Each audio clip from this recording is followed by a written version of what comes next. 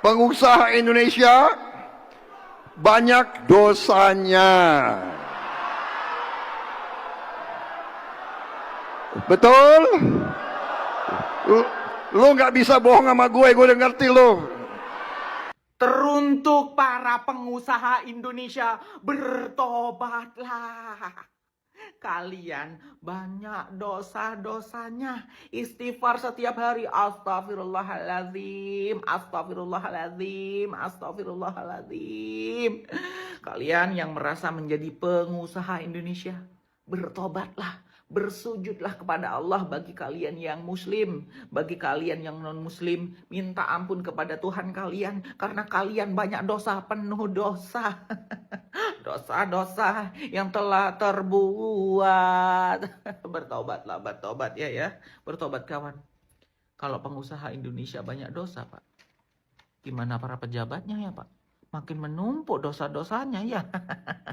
Wakil Kepala Badan Gizi Nasional mengatakan murid dari keluarga yang mapan, kaya sekali, tak lagi jadi penerima MBG. Nah, itu bagus. Itu artinya pemerintah mendengarkan aspirasi masyarakat, mendengarkan kritik rakyat, mendengarkan seluruh masukan dari rakyat. Bagus Pak Presiden. Jadi nanti murid-murid dari keluarga yang mapan, kaya raya, kaya banget, kaya sekali, kaya biasa, ya nggak usah jadi penerima MBG. Yang jadi penerima MBG itu cukup yang sangat miskin, yang butuh makan, yang kelaparan, yang kurang gizi, begitu. Terus skemanya nggak usah pakai dapur-dapur SPPG segala macem. Jadi yang memberikan, yang mengelola makanannya itu kantin sekolah. Jadi anak-anak yang tidak mampu itu dikasih voucher. Enak seperti itu, dikasih voucher, mereka nanti datang ke kantin, makan bersama teman-teman yang lain. Kalau yang kaya itu beli, kalau yang miskin itu pakai voucher, begitu lebih adil. Karena apa? Kalau masih pakai sistem SPPG, nanti datang ompreng. Yang dapat yang miskin, yang kaya itu nggak dapat. Kan kayak kesenjangan sosial gitu, ada perbedaan. Tapi kalau yang ngelola kantin enak, semua makan di kantin. Bedanya yang kaya itu bayar pakai duit, yang miskin itu pakai voucher. Gitu lebih adil, lebih enak, lebih sempurna, nggak ribet sama sekali. Guru juga nggak ribet untuk menyiapkan ompreng, membersihkan ompreng, begitu loh. Gimana? Ide saya bagus kan? Kalau bagus di komen biar sampai kepada Pak Presiden. Presiden Prabowo tekankan, yang merasa Indonesia suram silahkan cari negara lain. Ini pidato seorang presiden. Ya Allah, nggak kualitas banget. Pak Presiden, kalau memang rakyat Indonesia merasa Indonesia ini suram, ya udah gimana caranya Indonesia ini cerah? Itu tugas Bapak Presiden Prabowo. Begitu loh Pak. Pak, asal Bapak tahu, rakyat Indonesia yang menjadi TKW, TKI ke luar negeri itu karena merasa di Indonesia sudah suram, mereka tidak punya harapan, mereka tidak punya pekerjaan, mereka tidak punya masa depan. Akhirnya mereka apa? Pergi ke luar negeri, ke Malaysia, Singapura, Taiwan, Hong Kong, Thailand, Arab Saudi, Amerika, Jepang, Korea, di luar negeri yang lain tuh Pak. Karena apa? Di Indonesia mereka susah, nggak punya pilihan, nggak punya harapan, suram. Mereka mencoba ke luar negeri, meninggalkan keluarga, meninggalkan anak istri, orang tua. Demi apa? Demi sesuap nasi, demi pekerjaan, demi rezeki, demi uang. Kalau di Indonesia memang cerah, di Indonesia memang segalanya ada, cari uang gampang, masa depan bagus, mereka nggak akan jauh-jauh ke luar negeri, Pak. Gitu loh, Pak. Mereka ke luar negeri karena memang di sini mau kerja apa? Ya Allah, kalian aja lah yang komen ya, komen. Ini kata-kata dari seorang presiden yang sangat menyakitkan rakyatnya. Mungkin rakyatnya yang waras ya, yang tidak waras mungkin tidak merasa sakit. Tapi kalau buat yang waras ini, kata-kata presiden ini sakit gitu ya.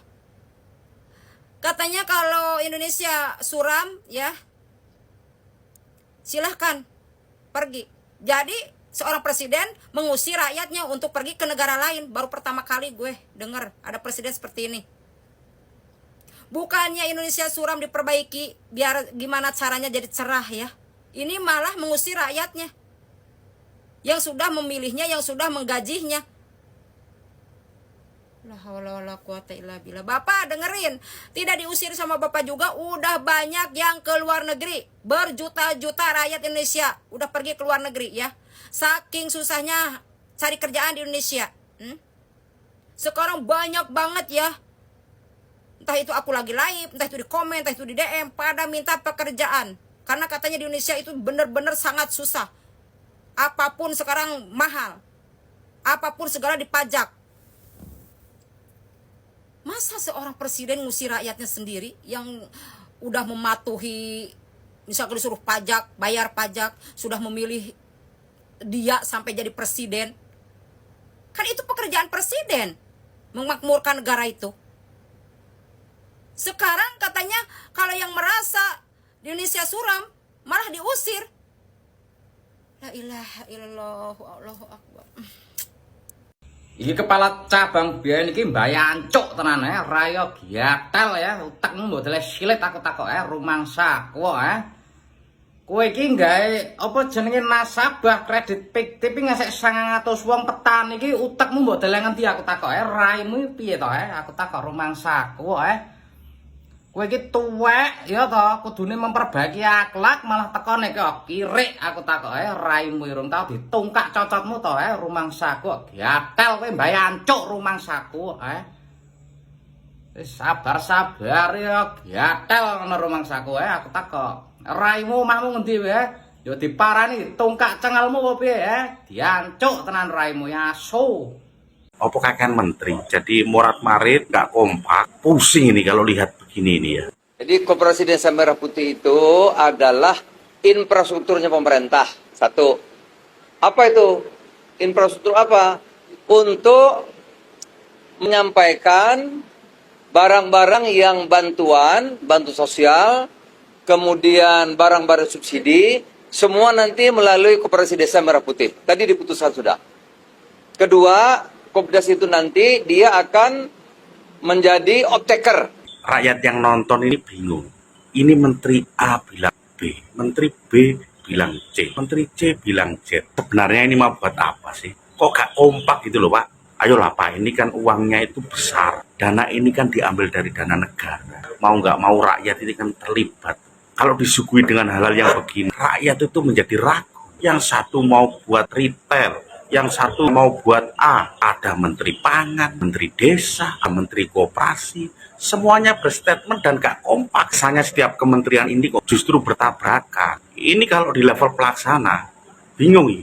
Sajane kata dodolan opo. Kita lihat itu kan seperti ini ya.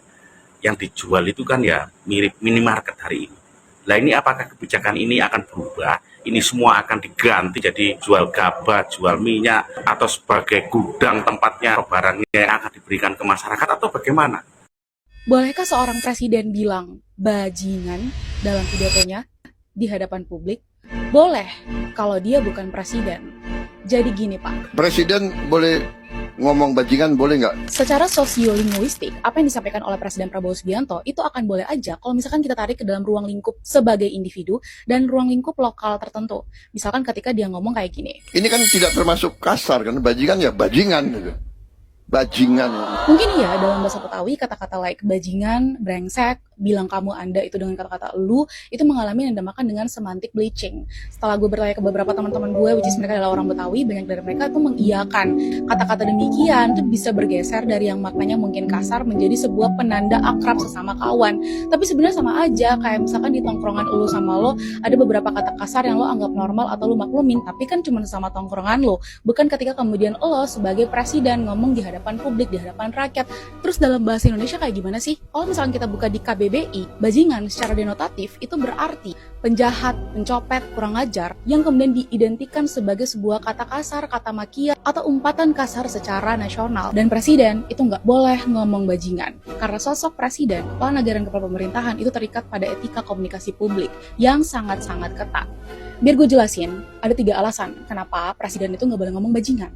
Walaupun sebenarnya gue bukan orang sarjana pendidikan, gue cuma sarjana hukum, dan kalau misalkan gue baca di undang-undang, syarat menjadi presiden harusnya udah cukup paham, dan Bapak juga harusnya udah paham. Kayak setia kepada Pancasila, konstitusi tertinggi, atau bahkan Bhinneka Tunggal Ika, harusnya di situ maknanya nggak cuma sekedar memaknai teks, tapi juga mampu memahami konteks tentang nilai moral etika seorang presiden. Satu, presiden itu adalah merupakan representasi nasional, bukan lokal. Ketika kemudian seseorang menjadi presiden, ia tidak lagi berdiri hanya sekedar sebagai individu atau misalkan ketua kelompok tertentu saja, tapi ia berdiri sebagai kepala negara dan kepala pemerintahan seluruh rakyat Indonesia. Bahwa rakyat Indonesia dari Sabang sampai Merauke itu nggak semua memahami pergeseran makna kultural kosakata bajingan dalam bahasa Betawi. Misalkan kita ngomong soal kultur, ada banyak masyarakat dari Sabang sampai Merauke yang juga tidak menormalisasi penggunaan kata bajingan. Kita nggak bisa menyamakan itu lalu kemudian menjadikan itu sebagai standar seorang presiden untuk berpidato. Apalagi kalau misalkan kita lihat ada anak-anak yang misalkan nonton, anak-anak yang kemudian lihat, kok presiden kita kayak gini ya? Apakah ini merupakan sebuah kompas moral kita? Masa iya capek-capek guru-guru ngajarin anak-anak muridnya di sekolah untuk menjadi generasi emas bangsa, generasi yang cerdas, beretika, bermoral, tapi pemimpin-pemimpinnya, pejabat-pejabatnya malah memperlihatkan dan mempertontonkan hal sebaliknya. Yang kedua, ini tuh berkaitan dengan aspek hukum dan standar etika pejabat. Dalam tata kelola negara, Pak, ucapan presiden itu adalah merupakan sebuah bagian daripada komunikasi resmi negara. Ada asas kepantasan dan juga kepatutan yang kemudian menjadi sebuah pertimbangan dalam etika birokrasi dan sumpah jabatan seorang presiden. Ketika kemudian standar ini diturunkan ke level bahasa-bahasa tongkrongan, apa kabar marwah negara ini? Dan yang ketiga, ini berkaitan dengan efek edukasi dan juga role model. Kita tahu bahwasanya sosok Presiden Republik Indonesia adalah merupakan sosok yang kemudian dijadikan sebagai kompas moral dan juga role model bagi rakyat Indonesia, terutama generasi muda, terutama generasi penerus bangsa. Kalau misalkan generasi penerus bangsa ini dihadapkan dengan sosok pemimpin yang menormalisasi kata-kata kasar, kata-kata yang tidak etis, melegitimasi kata makian sebagai bagian daripada keakraban budaya, maka tentu saja generasi-generasi kedepannya rakyat nantinya akan merasa memiliki pembenaran untuk kemudian menggunakan kata-kata yang tidak sopan di ruang-ruang formal. Sedangkan kita cukup sangat memahami di negara ini kalau misalkan rakyatnya kritik, bahkan dengan kata-kata yang sopan pun itu sudah bikin para pejabat dan para pemimpin negara ini jadi tersinggung dan bahkan turut mengkriminalisasi rakyat. Masa iya pejabatnya gak punya malu? Ya semoga Bapak paham ya, tapi gue percaya sih even misalkan nanya ke anak SD sekarang, mereka juga paham bagaimana cara menempatkan diri sebagai sosok Presiden Republik Indonesia, sebagai individu, sebagai ketua kelompok tertentu. Intinya kacamata